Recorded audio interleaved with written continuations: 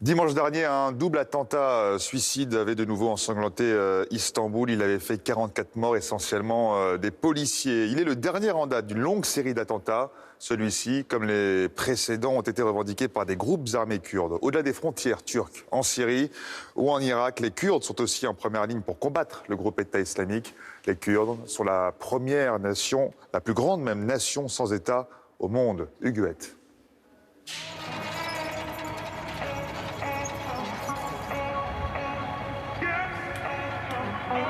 Les Kurdes, en première ligne contre Daesh. Jamais sans doute n'a-t-on autant parlé de ce peuple d'origine indo-européenne.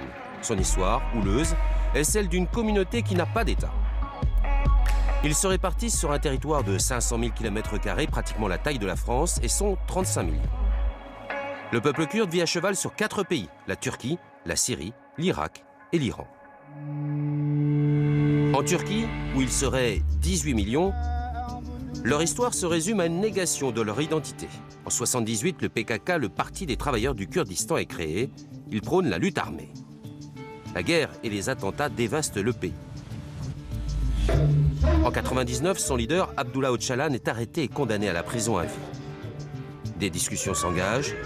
Le PKK renonce à l'indépendance et prône l'autonomie. Mais un nouveau groupe plus radical, le TAK, les Faucons de la liberté du Kurdistan, voit le jour. Ils sont à l'origine du double attentat de samedi dernier contre la police, qui a fait 44 morts. Aujourd'hui, le président Erdogan mène une guerre sanglante contre les Kurdes. En Syrie, les Kurdes se concentrent au nord, le long de la frontière turque.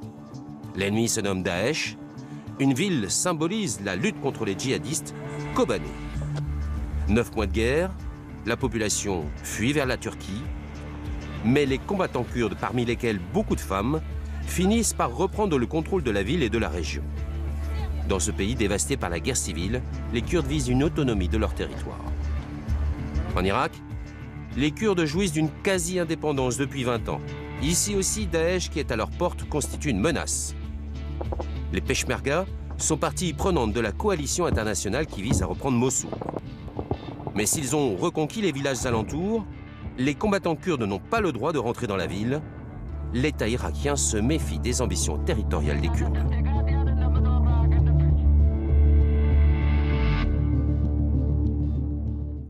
Merci de nous avoir suivis pour ce 21h30 minuit sur France Info. Allez, tout de suite la météo juste après. Ce sera au tour de France 24 de prendre le relais. Et demain, Laurent Bignolas pour la matinale. Très bonne nuit.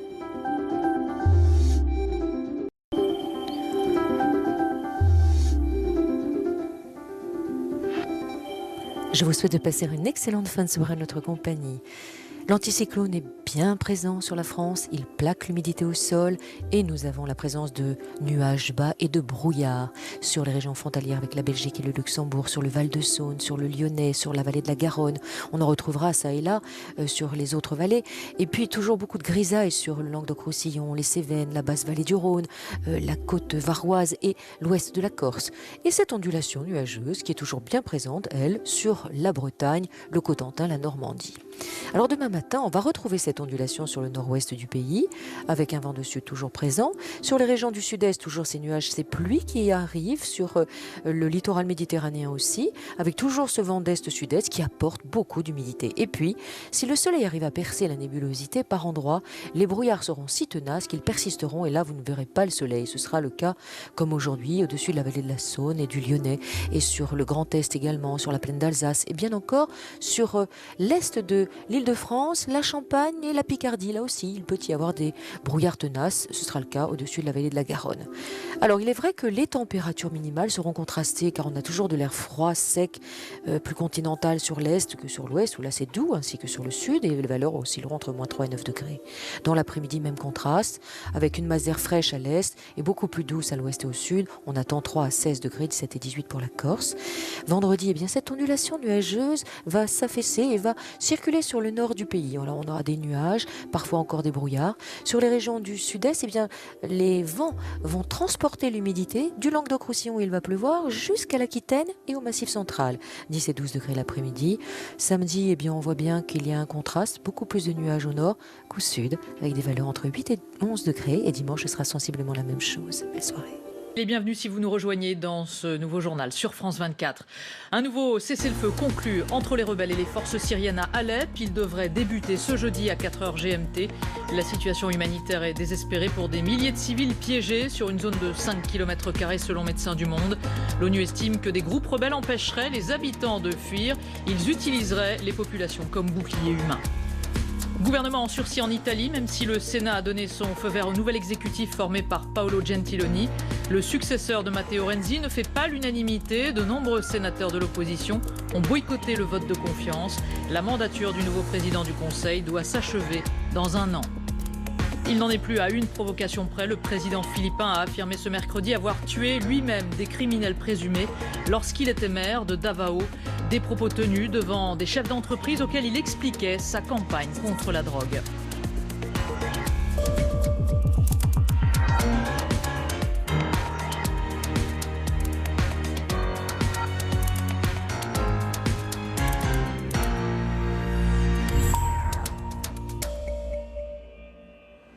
C'est donc un énième accord de cessez-le-feu signé entre les rebelles et les forces syriennes qui devraient intervenir à partir de ce jeudi à 4h GMT. Les combats devraient s'arrêter.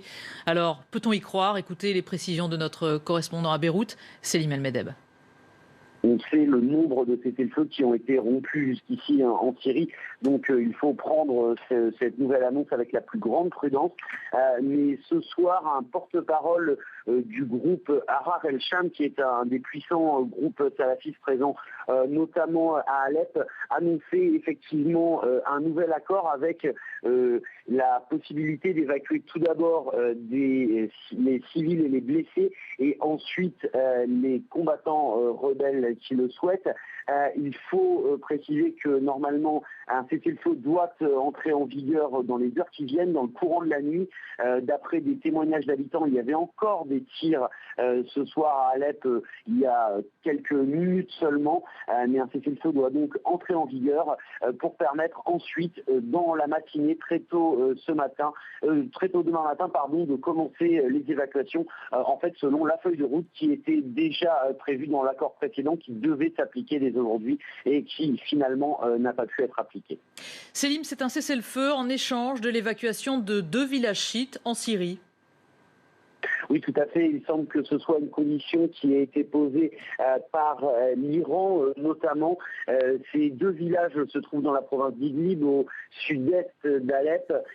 Ces 2 villages sont encerclés par les rebelles et donc cette condition aurait été posée, selon plusieurs sources, par l'Iran, ce qui aurait entraîné justement l'échec du premier accord décidé hier. Il demande donc l'évacuation des blessés au moins de ces villages de Foua et de Kefaya dans la province d'Idlib, en échange de l'évacuation de blessés et de civils et des rebelles du dernier carré qui reste à Alep. Il semble donc que cet accord ait été obtenu, mais encore une fois, il faut vraiment prendre les choses avec beaucoup de prudence et attendre que les évacuations aient effectivement lieu sur le terrain pour savoir si cet accord entrera réellement en vigueur.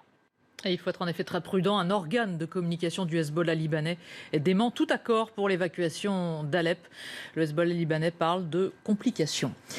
Et parmi les civils qui sont dans l'ancienne capitale économique syrienne, de nombreux enfants qui attendent d'être évacués, parfois séparés de leur famille, sans nourriture, sans eau et privés de soins médicaux.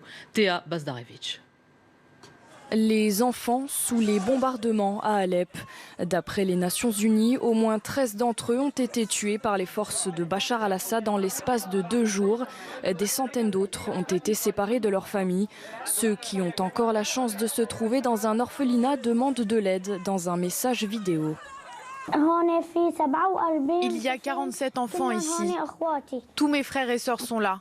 Nous espérons tous sortir d'Alep, obtenir de la nourriture et de l'eau.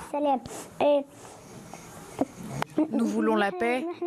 Nous ne pouvons pas partir à cause des frappes aériennes. Des enfants en première ligne face à la violence des combats. Ils représenteraient la moitié des victimes parmi les civils.